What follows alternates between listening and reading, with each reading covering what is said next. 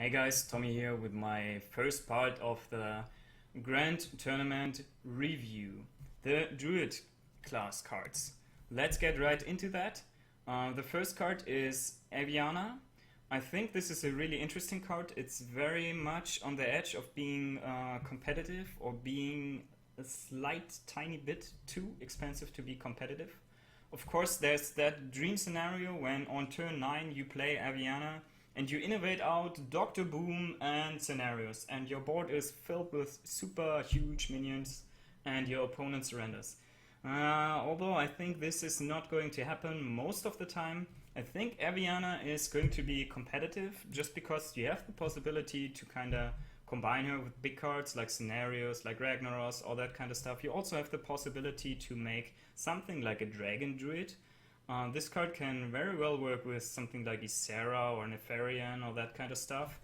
It has almost as much taunt as Emperor Thorson, and you can also get your minions reduced by Emperor Thorson and Ariana, so you will be able to play many minions together with Ariana. I think it's nice, and with all the mana manipulation cards Druid has, with the Wild Growth and the Innovate and the new card, the Darnassus Aspirant, and that kind of stuff, I think Druid is really the class to make this legendary work. And I think it's going to see play in Constructed. In Arena, I think the stats are too weak. The effect doesn't really matter in Arena when you're like in turn 9.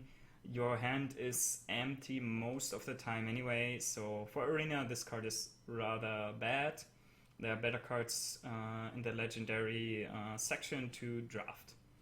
Then next card is going to be Astral Communion. I think this card will see play in some future universe, some expansions later, when some genius deck builder makes a cool deck out of this card. But right now it's not really, I don't see it working because yeah, how do you get your cards back basically?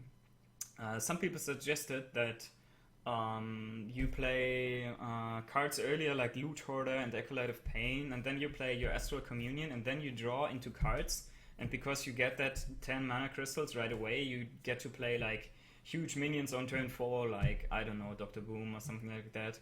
And yeah, I think that's not gonna happen because when you add low-cost card draw minions to your Astral Communion deck, you will most of the time also draw into these card draw cards, and then yeah, then you play for when you have 10 mana, you're playing your Loot Hoarder, and that's it. I don't see that being like super dangerously overpowered. And when you add like very expensive minions most of the time, then you are very reliant on drawing that Astral Communion, and if you don't draw this card, you will not get off your huge combo. So I think this card is not competitive right now, and in Arena it's also going to be very bad. The next card is the Darnassus Aspirant.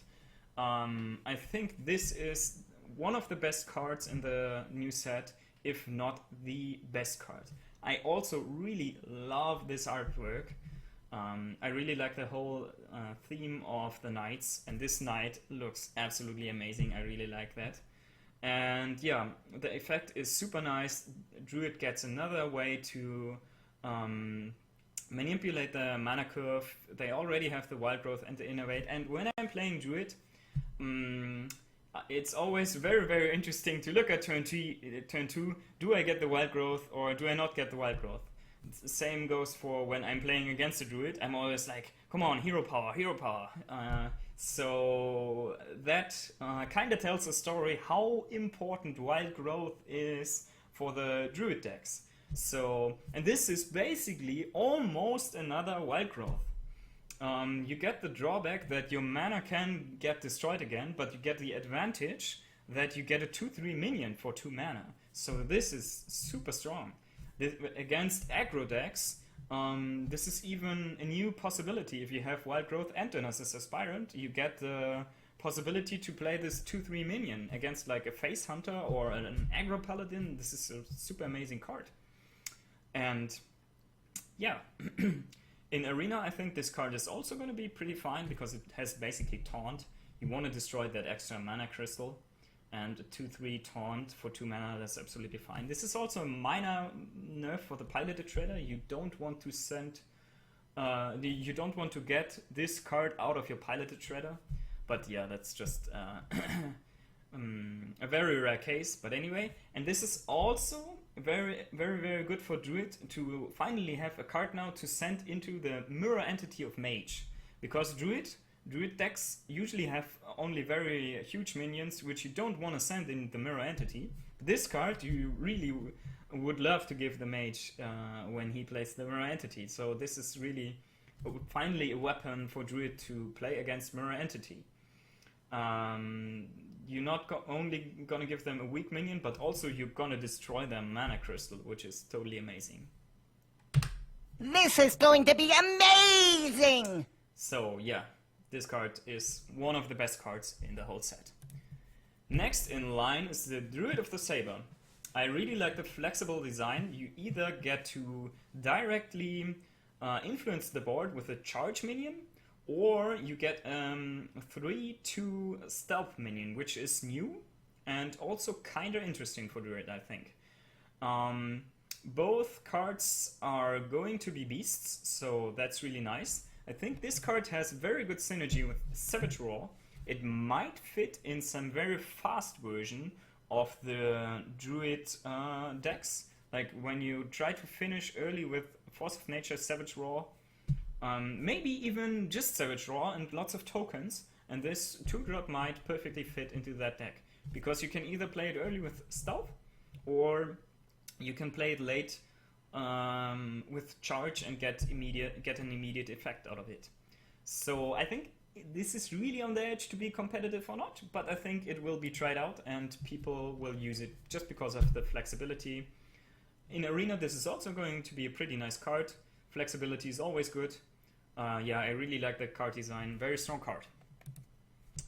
Next card is the Knight of the Wild. This is another card for your Beast Druid deck. Very similar to the Druid of the Fang in the sense that it profits from beasts in Druid. But I think the Druid of the Fang is still a little bit stronger, and I think the Beast Druid decks are aiming for being a very aggressive deck, because when you play 7/7 on turn 5, that's pretty aggressive. And the Knight of the Wild, I think you would have to play this card for at least 5 mana, in best case even 4, to make it like really a powerful card. And then that means you have to play at least 2 beasts before you play this card, and you have to have them in hand. I don't know, I think it's a little bit too weak. Maybe it will see play in some beast versions of Druid, but I think not. In Arena it's also a pretty weak card, because you are very reliant here on drawing beasts, which you usually cannot rely on. So I think this is a rather weak card. Next in line is Living Roots. I really like this design again. It's very flexible, that card. When I'm playing Druid, I find myself often using my Wrath to destroy a rather weak minion like a Knife Juggler or a Sorcerer's Apprentice. And this card just serves the same purpose, because 2 damage is enough to kill these minions.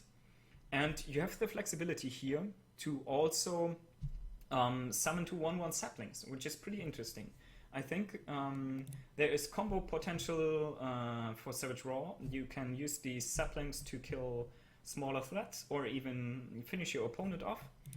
You can also combine this card with Wilder Teacher. I think this is a huge buff for the token kind of Druid deck.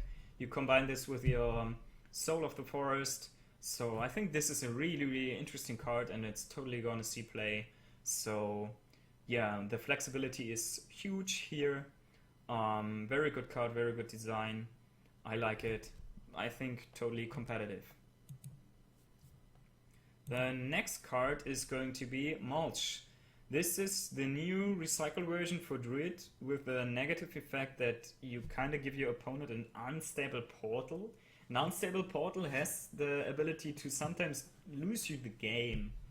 So I think this card is really hard to judge before you see it. Of course, sometimes you get to do the dream, like you destroy something like Ysera or even Deathwing or some really huge threat, and you give your opponent something like a Wisp, which is of course totally amazing. But most of the time you will destroy something like, I don't know, Sludge Belcher, and you give them instead maybe some weak minion like a Razorfan Hunter, maybe some stronger minion like I don't know, Yeti, something like that. So I don't know if this card is too strong. On the 3 mana spot you also have that big game hunter for the really big threats. Then for smaller threats you would rather play something like Wrath.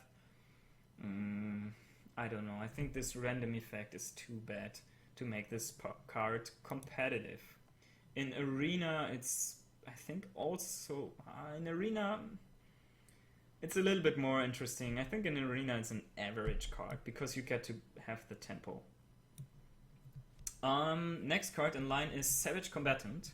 As a 4-drop you always have to compete against the Piloted Shredder, and the Savage Combatant deals very poorly with the Piloted Shredder. Unless you play the Savage Combatant first and your opponent answers with a Piloted Shredder, and then you get to have that Inspire value and use your hero power to kill the Piloted Shredder. That's of course very strong, but your opponent will not answer a Savage Combatant with a Piloted Shredder if he sees first that you are playing the Savage Combatant and he has some alternative play. Also 4 health trades poorly against something like Deathbite and True Silver Champion, and I think the stats are kinda a little bit weird in the sense of that it is a really aggressive minion, but Inspire is a more slower mechanic, so for this to work you would really need a very fast deck with cheap cards, and then you use this kinda as a finisher with your Inspire damage, but I don't see that working. I think in an Arena it's a really strong card. In Constructed for your Beast Druid I just don't really see it working. I think there are better alternatives for Constructed. The last card is a Wild Walker. The Wild Walker again trades poorly with the Piloted Shredder as a 4-drop, and there was another card before, the upgraded Repair Bot, which had a really similar effect. It could give a friendly mech 4 health, and it had the bonus effect that it was also a mech, so it would profit from abilities like that from the Mech Warper, and the Wild Walker is of course not a beast. And the upgraded Repair Bot wasn't played in the past, at least not very often, so I think the Wild Walker is rather not competitive. Also there's another card, the Dark Iron Dwarf, which in my opinion is even better than the Wild Walker, because for the Dark Iron Dwarf you need just to have any minion on the board and not a friendly beast, which is easier to get. And I think given 2 attack is almost as good as 3 health. I think that's kinda even, I would say. It depends very much on the situation, but the 2 attack you can often use to trade token into a bigger threat, and yeah, that's gonna be super good. And you can also destroy something like your Nerubian Egg. So yeah, I think Dark Iron Dwarf is the better card, so I think Wild Walker is not competitive. I think it's also not very good in Arena. That's a rather poor card for the Druid set here. Alright guys, thanks for watching. Please leave questions and critics in the comments as always. Please tell everybody about my challenge. Tell them that Tommy is challenging them to participate in my Grand Tournament Review Challenge. And yeah, have a nice day. Bye bye. See you in my next video.